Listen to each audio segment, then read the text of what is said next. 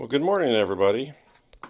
It is around 11:15 on Saturday, April the 20th, and I'm down here in my workshop working on my PHILCO 54C for my daughter. Looking at the two radios in this picture right now. It's the one on the left. Actually, they're both 54Cs. I believe the one I'm working on is around 1935. The one next to it might have been later that year, maybe 36. The one that you're looking at right here in the center of the screen is the one that I'm restoring for my daughter. I kind of like the shape of it, and it's in pretty good shape cabinetry wise. Obviously I have to strip it and retone it and lacquer it, but you know, all in all, it's not too bad.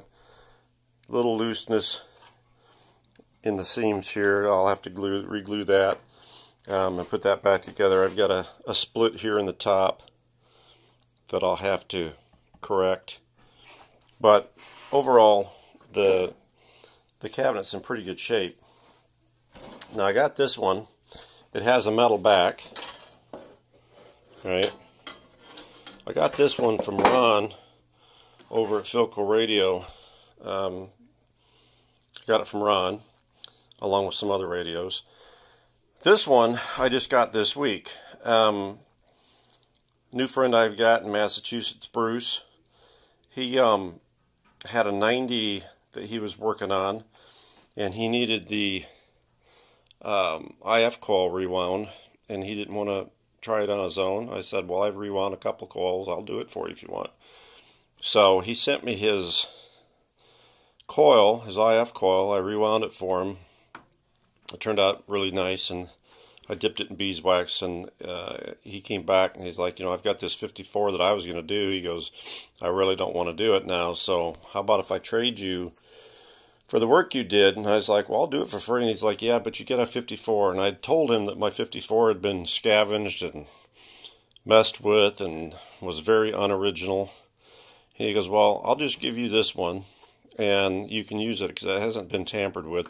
You can use it to look at as you put yours back together, and maybe you can get two good radios or one radio. So I got it this week, and we'll take a look at it here. So this is the 54C that I got from Bruce in Massachusetts. It's upside right now, upside down, because I took it out and I was taking a look at it. The switch right here is actually a switch that prevents the radio from operating if the back's not on. And the reason for that is because, as you can see here, it's got these big resistors, and these things get pretty darn hot. There's a lot of heat generated in the inside of this little radio when it's running, and so they don't want the back off, so somebody's going to get burnt. So it's got that switch. Now mine had that switch, but my switch was broken and seized up, so I was just not going to worry about putting it back on there, and probably use that spot for a fuse. But since this one has it, if I work on his and get this one done, I'll leave that switch in there. Mine was also missing one of the electrolytic capacitors, the shorter one, and I'm going to restuff them anyway, but I did find one out of a old 1950 TV I have out in my garage that I'm not going to ever get working probably, so I scavenged it out of it and I gutted it out, and we will restuff it. So here's the view from the bottom. As you can see, this is a very tight radio. It's not very big. You see from the size of my hand, but it's got an awful lot of stuff sandwiched in there. So here's the front. Okay, I can just pick it up with one hand here. I'll show you the top. So this is what it looks like from the top. I've got the tubes out, the three that are right there. I haven't pulled the shields off and pulled the other tubes out yet, but that's kind of what it looks like. This one is actually very clean compared with what mine was. So I'm really excited to have this, because using the schematics along with this other radio will help me dramatically to get mine back the way it was supposed to be from the factory. The other thing I have here is another new good friend of mine, Larry from Back to the Future Radios, sent me some updated schematics on the 54 because he had restored one. And the nice thing about this one is it has the values of the components right on it for the resistors and the caps and such, because the ones that I had did not have the values on them. What I have done is I blow these up. I'm big into lamination. I bought a laminator for like $20, and I can blow stuff up and laminate it so that when my hands are dirty, I'm not getting it all over the stuff. Plus I can do dry erase on them with color. Here's one where I was experimenting getting it. This is a diagram of what it should look like from the bottom view. And I did various blow-ups and things and made myself some notes on various parts of checking the radios out and all that sort of stuff. Here's a bigger one I blew up. My eyesight's not so great, so the bigger I can make it, the better. But so this works quite well. And then I have the parts list. Here's where I've blown it up even bigger so I can see it. If I really want to see it super big, I can put it on the 42-inch TV down here. But yeah, so that's what I've been doing here. That's that one. Now we'll go over the first thing you'll see in this screen is my new chassis holder that I built. I watched a video. Oh, I can't think of the gentleman to give him credit, but he had built one, and I kind of looked at his, and I was like, well, I can build something like that.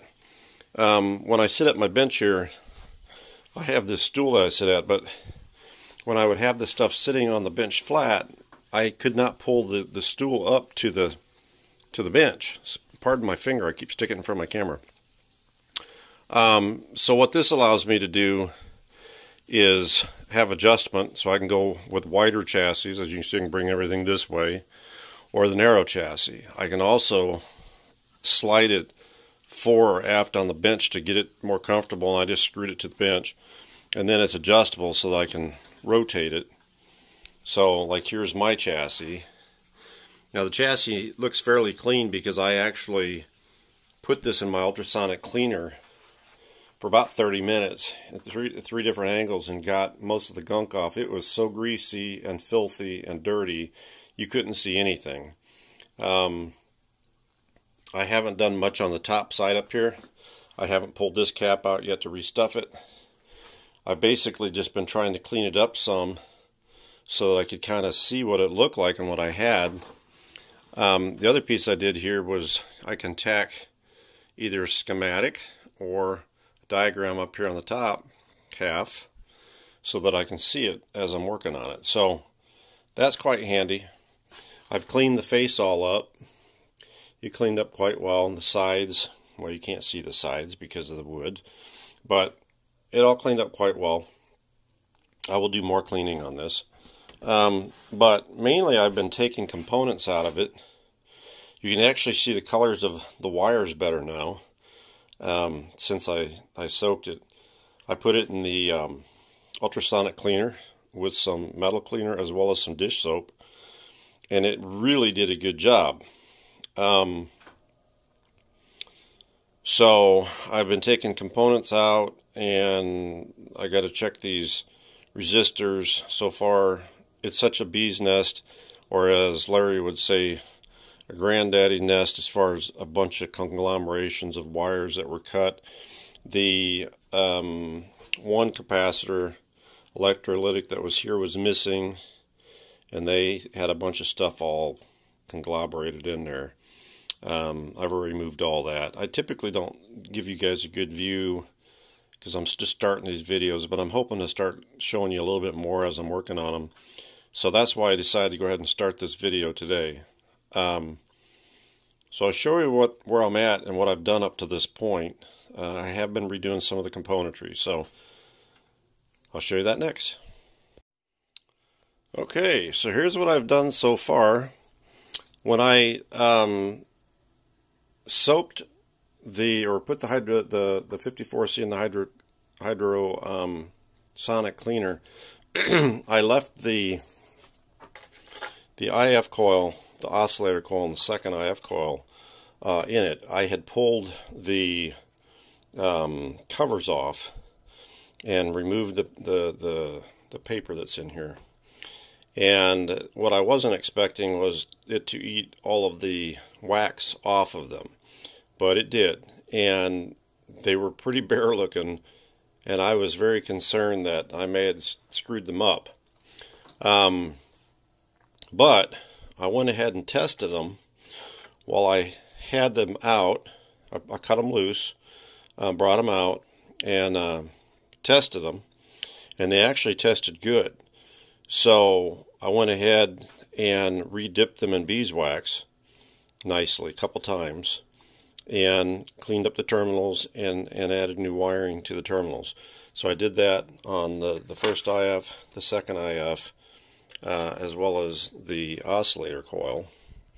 So those are all done. I've got a resistor ready to go on that one. So those are done. The other thing I did was on the variable condenser. I did that in the ultrasonic cleaner. It actually turned out really, really nice. It's got a little slippage going on that I've got to recorrect. I lubricated it. I think I might have a little bit of wear going on in that because it wants to slip. But it's super clean. That's nice. It's cleaned up nice. It was operating earlier, but like I said, it's slipping, so I'm going to have to retake that apart. There it goes. But I mean, it works nice. It's just slipping a little bit. It's nice and clean, so that's done. The other thing I did was I got one of the Bakelite caps restuffed, took the tar out and restuffed it. So that one's done. So what was on the agenda for today is I have another Bakelite cap like that I have to restuff. That was the caps that I took out of it, and I got to put two back into it. It's in here somewhere. I had this box ready to go. I was going to go to my sister-in-law's last night with my wife, and they usually do stuff in the basement, so I figured I'd put a little box together and do some work there while I was there. So this one I've removed that part out of it, the two caps, and this will get recapped. So I want to do that today. And then the other thing I want to do today is the condenser filter can. That's what came out of that. I've got to make a new board with the new capacitors on it to make the place of this. So that'll go in this can. I want to do that today. And this is what I've got started for that. I cut a piece of board last night. I've got to cut these terminal strips off to what I want, and then I'll put that together. And then lastly, my antenna coil, the primary was open on the antenna coil, and I had already taken it all apart. I had it in this container last night to protect it while I entrance it over to my sister-in-law's house, and I haven't taken it out yet. I'm sorry if I'm moving the camera so much. I'm going to mount it to a tripod here a little bit, but anyway, so this is the antenna coil. What you're looking at is the secondary, and the secondary is fine. The primary was open, so I took the primary off. It goes down here. It was actually very small, only 4 windings around this, 36 gauge. So I'll make a new insulator, which was rotten, on here, and I'll wind it on there, and then I'll dip it in beeswax. Took a resistor out that was in there that was also open. I've got to put a new resistor inside there, and you can see how fine this wire is. I'm going to show you. Here's part of the, this is part of the primary winding, which I just dropped it. I don't even see it. It's so small I can't even see it with my eyes. Okay, I guess that sucker's gone. Anyway, It's really tiny. There's a little piece sticking out on here, you can see. But if you look at that, if I can get that close enough to focus, you can see a little bit of the insulation on that. And that's what goes bad on these primaries, on these IF coils and oscillator coils and antenna coils. That insulation deteriorates and rots, and it corrodes the actual wire. And then the wire breaks. So I'm going to wind that. But that's what the plan is for today. And I'll show you some of that stuff as I'm doing it. I'm going to try and get this camera mounted to a tripod now, and at an angle that you can actually see what I'm doing. So we'll see how that works out. Just a minute.